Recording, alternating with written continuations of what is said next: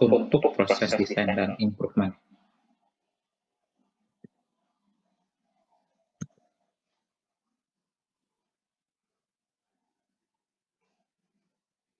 Nah, jadi secara umum, model dari suatu proses, dalam hal ini industri ya, secara umum yang kita ini kan sebenarnya adalah sebuah proses ya. Proses itu artinya memberikan nilai tambah atau added value dari suatu masukan atau dalam hal ini input ya. Mungkin itu adalah sebuah bahan baku atau raw material, kemudian masuk ke proses atau mungkin dalam hal ini pabrik gitu ya. Kemudian akan menghasilkan output. Mungkin ini menjadi barang setengah jadi atau barang jadi. Nah, perubahan suatu input yang diproses menjadi output ini akan dipengaruhi oleh faktor tertentu gitu ya. Kita bisa bagi menjadi dua kategori, yaitu input yang bisa dikendalikan atau controllable input factor, kemudian uncontrollable input factor, atau input yang tidak bisa dikendalikan. Jadi sebenarnya dua hal ini mungkin di pemodel sistem juga ketemu ya, bahwa dalam menggambarkan itu suatu situasi permasalahan ada aspek-aspek yang bisa kita kendalikan dan ada yang tidak bisa dikendalikan. Nah, bagaimana caranya agar supaya apa yang bisa dikendalikan itu jauh lebih banyak daripada yang tidak bisa dikendalikan, sehingga output yang dihasilkan bisa optimal atau paling tidak sesuai dengan apa yang kita harapkan. Nah, statistical process control dan perancangan eksperimental desainnya adalah dua tools yang sangat powerful dalam melakukan improvement dan optimisasi proses dan sangat berhubungan satu sama lain ya. Dimana kalau kita lihat statistical process control dalam hal ini adalah merancang peta-peta kendali itu lebih kepada pasif statistical method atau statistik yang pasif. Pasif dalam hal ini dia lebih dihilir gitu ya. Artinya apa yang sudah diproduksi, apa yang sudah terjadi itu yang akan dikendalikan supaya ketika hasil produksi itu keluar dari pabrik atau keluar dari perusahaan itu tidak terjadi cacat yang bisa merugikan konsumen gitu ya. Akan tetapi berarti kan di sini kita sudah di ujung ya, sudah terjadi baru dikendalikan. Nah, sedangkan di sisi lain kalau experimental design ini, faktor eksperimen ini lebih pada active statistical method. Karena dia itu melakukannya lebih di hulu gitu ya. Jadi sebelum itu terjadi keseluruhan, dia melakukan serangkaian eksperimen itu untuk mencari mana yang optimum gitu, atau mana yang menghasilkan eksperimental design ini melakukan di hulu. Jadi kalau misalnya tidak sesuai, langsung dilakukan pergantian gitu ya. Jadi memilih mana yang kombinasi faktor-faktor yang mempengaruhi dan memberikan hasil yang paling sesuai dengan yang diharapkan. Jadi ini bisa dikatakan adalah dua hal yang sangat berkaitan gitu ya. Nah, kemudian apa yang dilakukan dalam desain eksperimen ini? Artinya yang pertama kita melakukan statement problem, masalahnya apa, memilih faktor dan level faktor ini berarti apa saja yang mempengaruhi, kemudian level ini tingkatan dari faktor. Jadi misalnya faktornya adalah tingkat pemanasan gitu ya, ketika ingin memanaskan suatu bahan baku, kira-kira di suhu berapa yang paling optimal. Misal kita bisa menentukan levelnya level 150 derajat Celcius, 200, 250. Nah, banyak dari tingkatan itu disebut dengan level ya. Sedangkan jenisnya itu faktornya.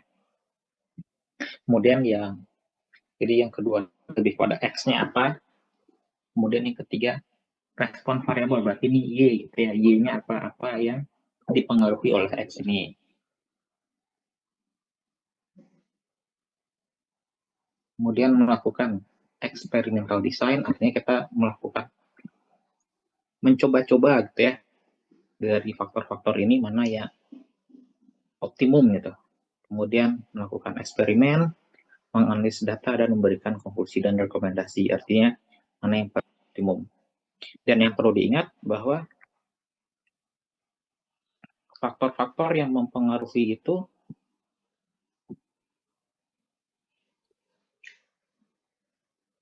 bisa tidak hanya satu ya, bisa dua, tiga, dan seterusnya. Jadi akan ada yang namanya efek dari faktor tersebut secara total dan juga efek atau pengaruh dari faktor tersebut berinteraksi dengan faktor-faktor lain.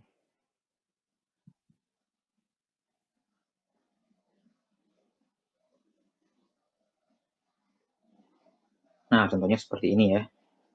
Dia ada ini faktor A, faktor B.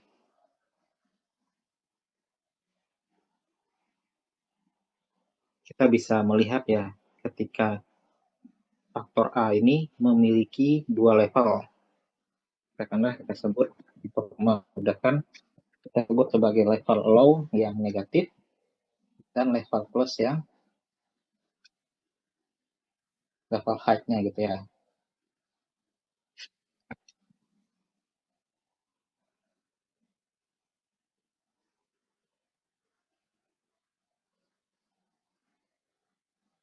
Kemudian faktor B juga begitu ya. Jadi faktor A ini dia punya level negatif sama level positif, yang ini juga seperti itu. Nilai-nilai 10, 20, 20, 40 ini adalah Y-nya ya, nilai yang dipengaruhi. Juga dengan yang ini. Nah, kalau dia tidak ada interaksi satu sama lain, maka kalau kita lihat dia itu akan sebanding itu. Misalnya kalau kita lihat dari segi faktor A, ini dari negatif ke positif, maka dari sini dari 10 ke 30 itu terjadi peningkatan nilainya plus 20 ya. Begitu juga dengan yang di atas. Ini juga plus 20. Artinya sebanding ya, jadi selalu naik dari level negatif ke level positifnya, A-nya akan mempengaruhi peningkatan nilai 20. Kemudian level B, kalau kita lihat dari negatif positifnya, peningkatan B dari 10 ke 20, untuk A-nya sama-sama min, ini tetap naik 10. Kemudian dari level untuk A-nya sama-sama plus, B-nya akan meningkat plus 10. Hanya konsisten gitu ya. Dan kalau kita lihat di bawah yang ini, pas ya, jadi untuk A-nya yang sama-sama negatif, ini perbedaannya 10, yang sama-sama positif, perbedaannya 10 juga. Jadi ini untuk yang tidak ada interaksi. Artinya, baik faktor A, faktor B ini masing-masing memberikan pengaruh yang independen satu sama lain. Nah, bagaimana dengan yang di kanan? Kalau kita lihat, untuk faktor A, untuk B yang sama-sama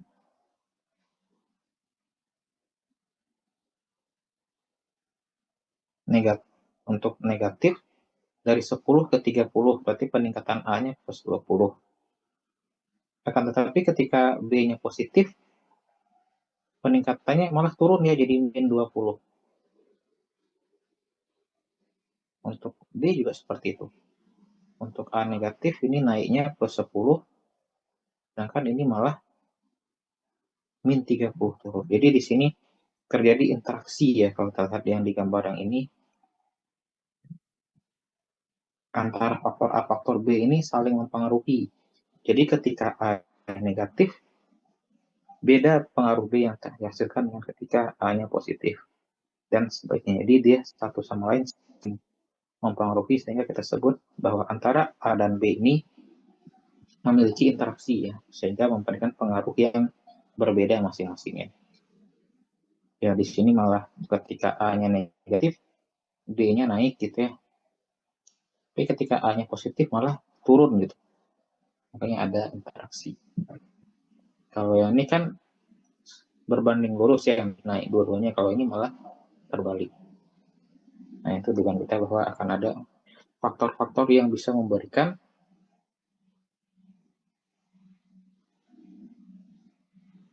pengaruh yang berbeda ya.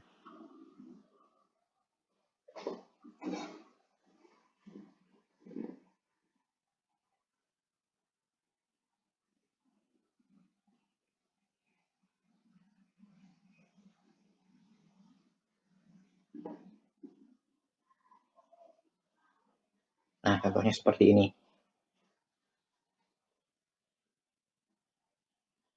Diberikan bahwa di sini ada dua faktor yang mempengaruhi ya.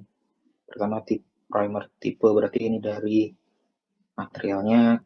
Kemudian yang kedua application method, berarti cara yaitu diolah, proses diping atau spraying. Artinya di sini kita dapatkan bahwa di sini ada dua faktor yang mempengaruhi, yaitu faktor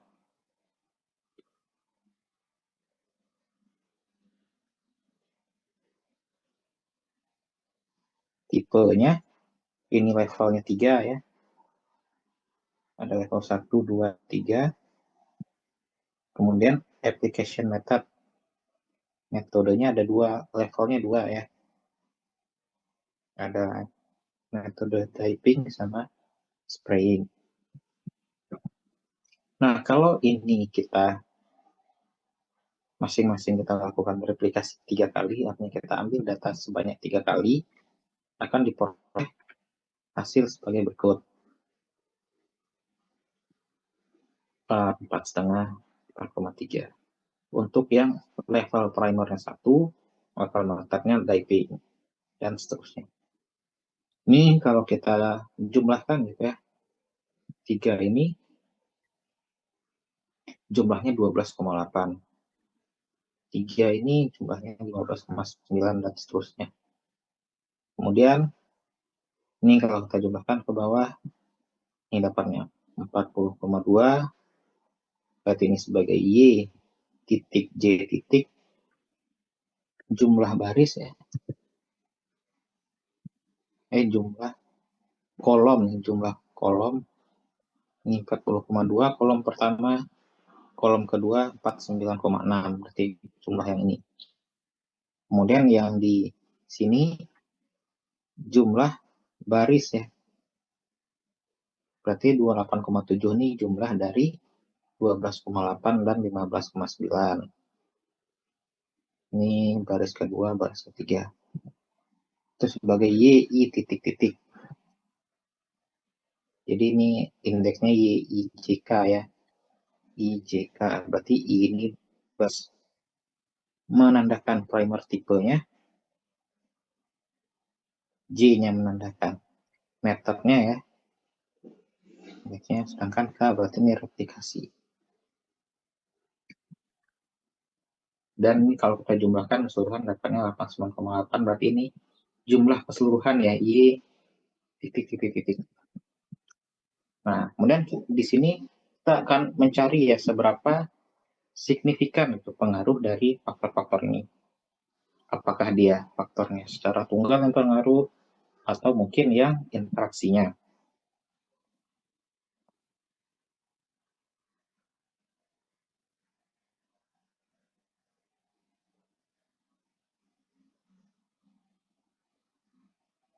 Ya, jadi kalau kita tulis secara umum gitu ya, bahwa faktor-faktor ini untuk dua faktor.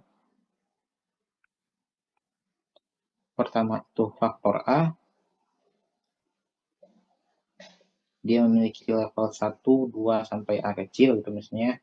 Dan faktor B juga punya level 1, 2, sampai B kecil.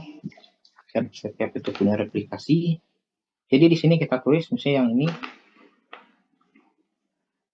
I111, berarti kan untuk Y yang level A-nya itu, B-nya 1, replikasi pertama. Y112 berarti replikasi kedua sampai Y11 replikasi ke N. Sampai nanti yang bawahnya ini sampai data ke A, replikasi level ke A, ini juga level ke B, sampai yang di akhirnya adalah Y AB1, 2, sampai N. Jadi di sini kita sebut A-nya ada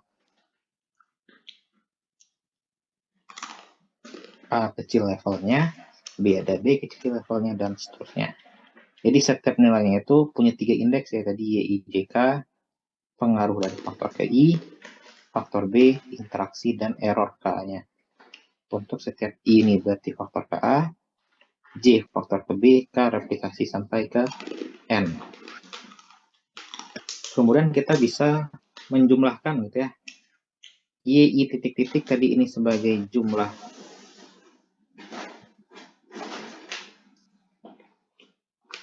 baris yang sama, berarti kan penjumlahan untuk J yang sama ya. J-nya berubah, I-nya tetap. Y titik J titik berarti ini adalah jumlah kolomnya. Ini jumlah untuk IJ yang sama, jumlah per sel ya, berarti IJ yang sama. Y titik-titik berarti jumlah keseluruhan. Maka kita bisa, setelah ini diperoleh jumlahnya, kita bisa rata-ratakan gitu ya. Berarti ini rata-ratanya adalah Y bar I titik-titik. Kan Y titik-titik ini dibagi dengan berapa banyak B dikali N. Ini Y bar untuk per kolom, ini rata-rata per sel ya. Untuk IJ yang sama, dan ini grand min-nya. Y titik-titik bar, berarti ini rata-rata keseluruhan. Berarti setiap nilai Y dibagi dengan jumlah Y ini dibagi dengan banyak level A kali B kali N. Nah, nilai-nilai ini kita gunakan untuk mencari sum square ya, atau jumlah kuadrat masing-masingnya.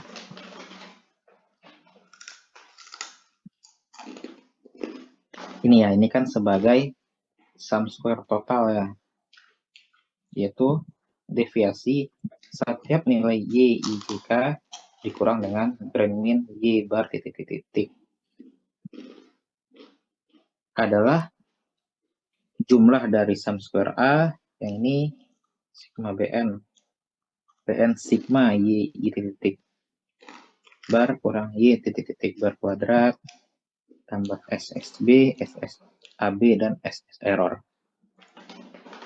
Nah, nilai-nilai inilah yang akan membentuk nanti tabel ANOVA-nya ya, untuk melihat signifikansi pengaruh dari faktor-faktor tersebut.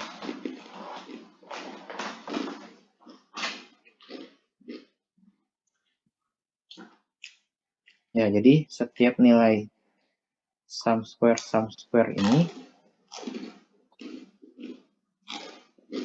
setelah dihitung gitu ya, sum square A, B, interaksi AB, error sama total, nanti akan dibagi dengan degree of freedom. Itu kan kurang 1 ya, kalau A berarti levelnya tadi A kecil kurang 1, kalau faktor B berarti B kecil kurang 1, interaksi itu perkalian, error ABN min 1 replikasinya, sedangkan total adalah A kali B kali N min 1. Kemudian kita cari nilai mean square gitu ya. Mean square ini berarti kan SS masing-masing ya, dibagi dengan degree of freedom-nya. Berarti mean square A, SSA per min 1, SSB, SAB, dan S error. Itu setelah dapat diperoleh nilai MS, nanti masing-masing MS itu dibagi dengan mean square error ya.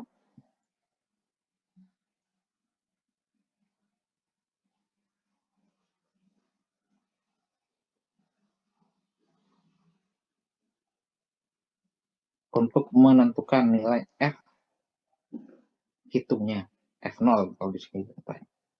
F hitung ini nanti kita bandingkan dengan F alpha ya, berkaitan dengan degree of freedom-nya masing-masing. dan error. Nanti tinggal dilihat, kita simpulkan gitu. Ya, nanti mana yang lebih besar berarti dia berpengaruh, faktornya kalau kecil gitu kan.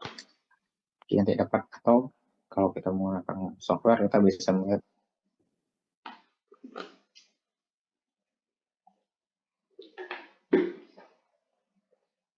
adalah SSA dan SSB, sedangkan interaction itu adalah SSAB ya. Artinya interaksi antara faktor A dan faktor B. Kalau SSA, SSB ini kan efek main, berarti efek tunggal.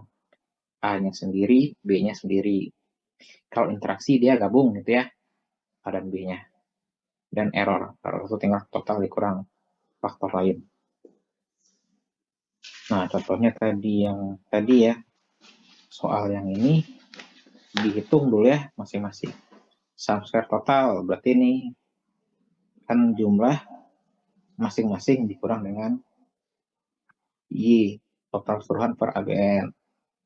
SS primer type, berarti ini SS A-nya, kemudian SS method, dan SS interaksi, dan SS error. Nah, udah dapat sum square SS ini nanti kita dapat ANOVA-nya, method 2 kurang 1, 2, 12, 12. Ini SS-nya, kemudian ini min square ya, sum square bagi F, kemudian ini F hitungnya, min square masing-masing dibagi dengan min square error. Ini nilai p-value, atau bisa juga kita bandingkan nilai F dengan F tabel ya. Sehingga kalau kita lihat di sini ternyata besar adalah, yang signifikan adalah F faktor, min faktor primer, dan metode, sedangkan interaksinya ternyata kecil ya. Di sini terlihat ya, bahwa kalau kita lihat di interval kepercayaannya memang berpengaruh ya. Karena ini masing-masing ranknya jauh-jauh semua ini.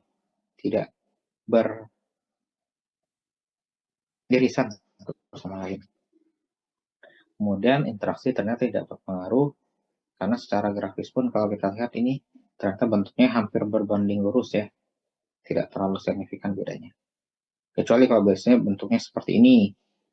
Nah, ini mungkin baru yang bisa kita duga memang terjadi interaksi yang signifikan pengaruhnya.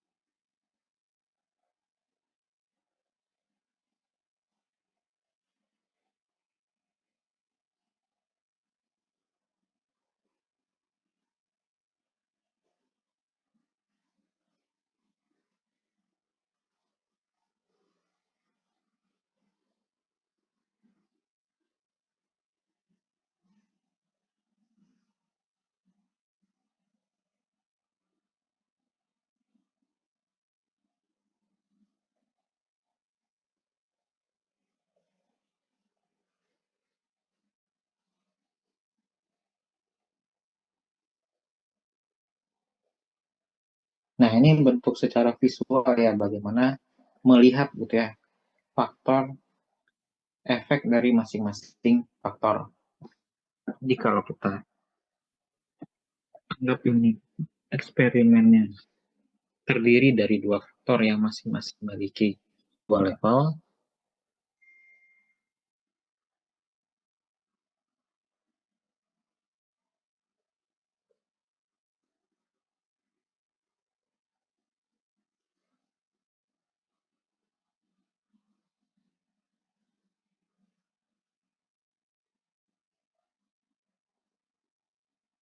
maka kombinasi efeknya itu akan berada di masing-masing titik sudut ya dari persegi ini, desain geometrisnya ya. Jadi maksudnya dua pangkat A faktorial ini berarti kan dua ya. Si A punya dua level, yaitu min sama untuk yang low plus yang high, yang B juga min sama plus gitu kan. Sehingga ini masing-masing kalau kita kombinasikan itu ada 4 ya, karena bisa min-min, bisa plus-min, bisa min plus, sama plus-plus gitu kan. Nah, kan ini terlihat nih dari desain geometrinya. Kalau min-min di sini kita sebut sebagai level 1 atau level I gitu ya. Kemudian kalau yang ini A-nya plus, B-nya min, ini level A, karena cuma A yang pengaruh. Yang ini B-nya plus, A-nya min, berarti ini B, karena cuma B yang positif. Dan kalau dua-duanya positif, ini berarti sebagai level AB gitu ya. Nah, untuk melihat efek dari faktor A, kita bisa melihatnya dengan menselisihkan gitu ya, level saat A-nya positif, nilai-nilai Y saat A-nya positif, dikurang saat A-nya negatif. A-nya positif kapan? Berarti yang sebelah kanan ya. Sebelah kanan nih. Berarti yang kanan apa? A sama AB dibagi 2N. Dikurang yang saat negatif. Negatif berarti saat A yang di kiri. Yaitu B sama 1 per 2N. R ini berarti menyatakan replikasi ya.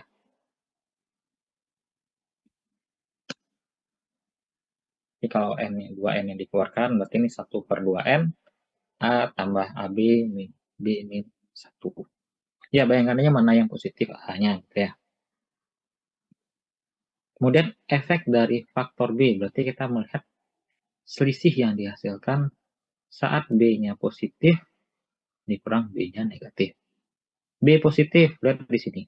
B positif berarti berada di sisi atas. Di sisi atas apa aja? B sama AB.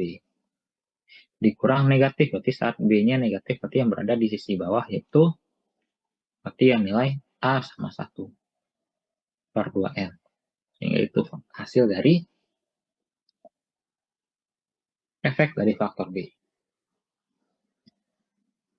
Jadi untuk efek faktor B berarti dirumuskan sebagai 1 per 2N kali B tambah B kurang A min 1. Nah, kemudian ini interaksi. Interaksi berarti kan yang positif sama negatif. Yang positif tinggal lihat perkalian ini. Ini kan AB nih. Min kali min, ini negatif. Positif, positif. Plus kali min, ini min. Min positif. Jadi positif dihasilkan saat dua-duanya negatif atau dua-duanya positif ya. Ini yang positif. Berarti yang positif adalah yang positif berarti AB sama 1. Kemudian yang negatif A sama B. A sama B per 2. Jadi efek faktor AB itu nilainya adalah 1 per 2N dikali AB tambah 1 yang positif dikurang A kurang B. Ini kayaknya linknya udah mau habis ya. Nanti join ke link berikutnya.